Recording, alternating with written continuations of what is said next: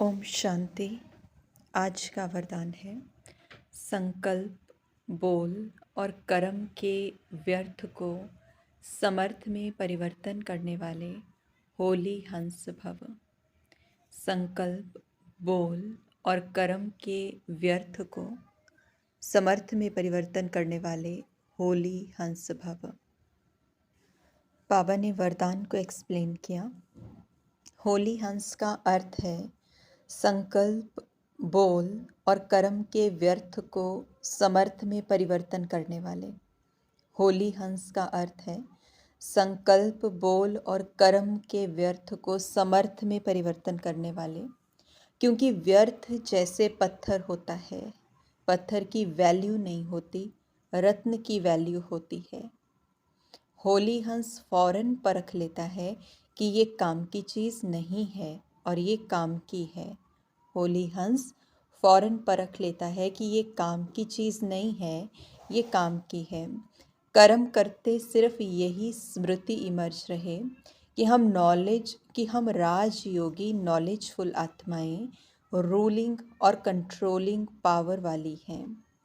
कर्म करते सिर्फ यही स्मृति इमर्ज रहे कि हम राजयोगी नॉलेजफुल आत्माएं रूलिंग और कंट्रोलिंग पावर वाली हैं, तो व्यर्थ जा नहीं सकता। ये स्मृति होली हंस बना देगी। तो होली हंस की डेफिनेशन क्या है, आज बाबा ने वो हमें दी। और साथ ही हम व्यर्थ को समर्थ में कैसे परिवर्तन करें, कौन सी स्मृति इमर्ज रहे कि हम होली हंस बन जाएं। तो बाबा ने कहा होली हंस मतलब कि संकल्प, बोल और कर्म इनमें व्यर्थ ना हो। और उसके लिए बाबा ने मेंशन किया कि होली हंस की जो विशेषता होती है वो ये कि परख लेता है कि ये चीज़ काम की है या ये चीज़ काम की नहीं है। तो जब हमारे भी सामने डे टू डे लाइफ में जब बहुत सारी बातें आती हैं, तो उस समय पर हमारा रिस्पॉन्स क्या होना चाहिए उनको लेकर, या हमारे मन में क्या चल रहा है, किस तरीके के थॉट्स हमें पिक करने हैं या चलने देने हैं अपने अंदर, किस तरीके की स्मृतियाँ मुझे इमर्ज करनी है और किस तरह की स्मृतियाँ ड्रॉप करनी हैं, वो मेरी चॉइस है।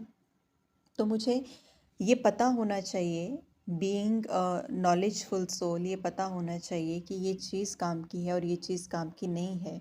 और क्योंकि ये चीज़ काम की नहीं है, इससे मेरा व्यर्थ बढ़ रहा है, ओवर थिंकिंग बढ़ रही है, विचारों में फुल स्टॉप नहीं लग रहा है, एक के बाद एक विचार चलते जा रहे हैं, नेगेटिविटी बढ़ती जा रही है। तो जब मुझे ये समझ में आ जाता है कि इस तरीके की थॉट को मुझे नहीं लेना है अपने अंदर, तो उस समय पर हमें, जिसे कहते हैं कि परखने की शक्ति जो है, जब उस समय पर काम आती है तो हमारी एनर्जी सेव होती है। लेकिन बाबा ने कहा कि इस चीज़ के लिए भी ये स्मृति रहे कि हम नॉलेजफुल आत्माएं हैं, रूलिंग और कंट्रोलिंग पावर वाली आत्माएं हैं। क्योंकि अपने थॉट्स को उस समय रूल करना पड़ेगा, उस समय मास्टर क्रिएटर वाली स्थिति हमें लानी पड़ेगी।